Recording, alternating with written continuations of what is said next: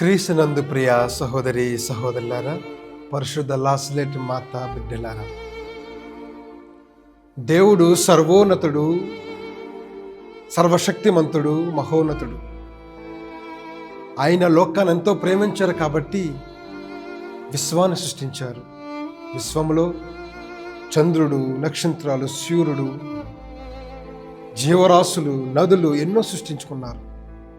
అలాగే మానవుని కూడా సృష్టించారు ఆయన. అయితే ఆయనకి మానవుని మట్టి నుంచి తీసిన తర్వాత ఆయన ప్రాణవాయువును ఊదగా మానవుడికి జీవాత్మ వచ్చిందని మనం బైబిల్లో చదువుతూ ఉన్నాం. దేవుడిచ్చింది తన సొంత ప్రాణాన్ని మాత్రమే, కాకిది కాదు, లేదా ఇతర జంతువులది కాదు. బాధాకరమైన విషయం ఏంటంటే, మన సమాజంలో మన విశ్వాసులు కొంతమంది కొన్ని ఆచారాలకు అలవాటు పడిపోయి ఉన్నారు. చనిపోయిన వారి యొక్క సమాధి దగ్గరికి వెళ్ళి భోజనం పెడితే కాకి వచ్చి తింటుంది అని ఆత్మను కాకితో పోలుస్తూ ఉంటారు.